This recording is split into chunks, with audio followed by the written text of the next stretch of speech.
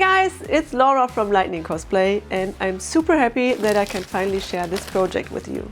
We were commissioned to build the prototype Shingen Mark V, which is an iconic weapon from Cyberpunk.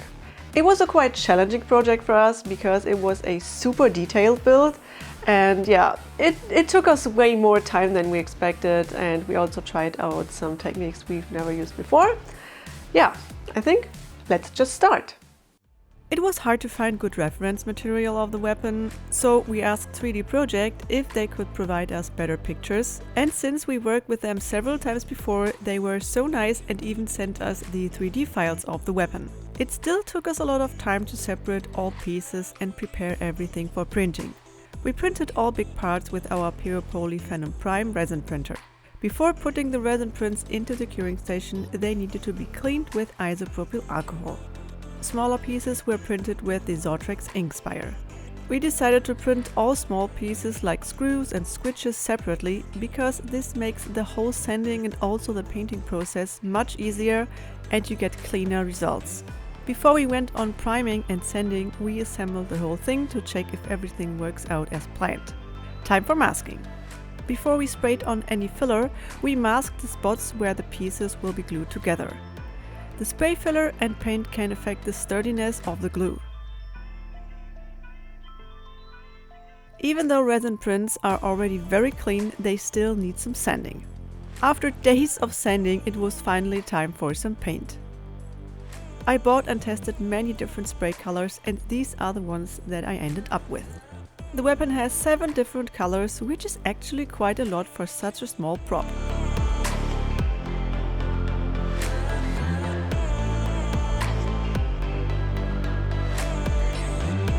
For the carbon fiber pattern, we tried out a technique we've never used before, which is called hydro dipping. The pattern is printed on a dissolvable substrate.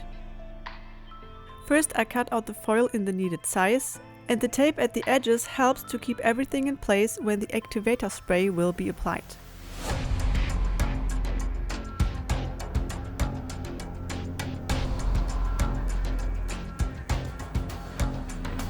The pattern on the foil adheres to the pre-painted piece perfectly and completely. Working with this technique was super fun and also very satisfying. After the first half was done, I removed the masking tape and let the whole thing dry for 24 hours and then did the other half.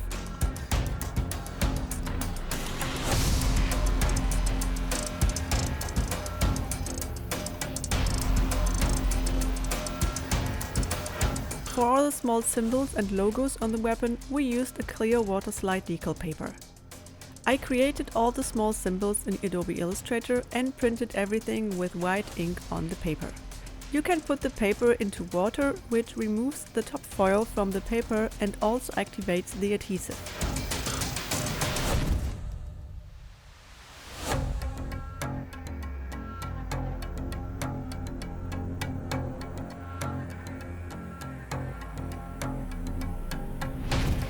All parts were painted and got their decals. It was finally time to remove the masking tape and prepare everything for gluing all parts together. This little part on the top was attached with magnets, so it is removable. Later there will be the battery, so you can still reach it and change it. Then we did the electronics. Nothing super special, just a simple circuit with one LED to light the display of the magazine.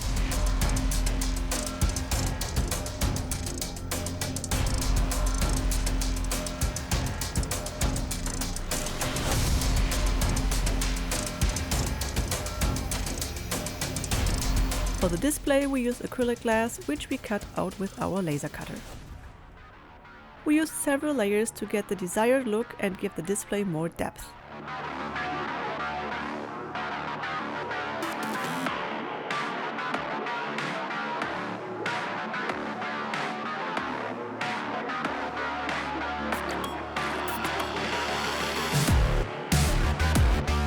To glue all parts together, we used a 2K epoxy glue. We had to work very precisely, but I think the whole assembling process was the most satisfying part of this project, so I hope you enjoy it as much as we did.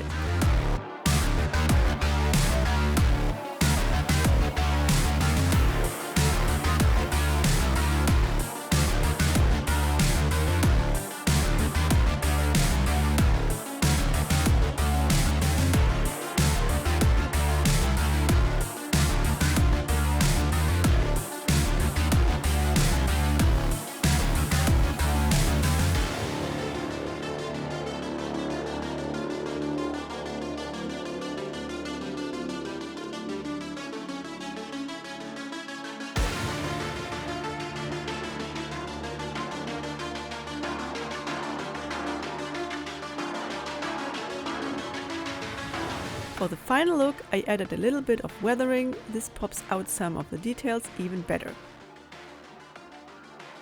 We needed to ship the weapon to the US, and to make sure it arrives safe and in one piece, we decided to send it with a gun case.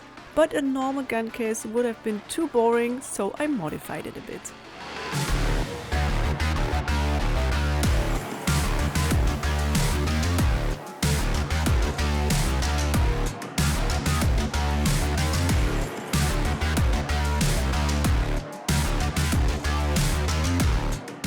It was a really fun and challenging project, and the weapon already arrived safe in the US at its new owner Ben, aka CohhCarnage. So, thanks for watching, and here is the prototype Shingen Mark V.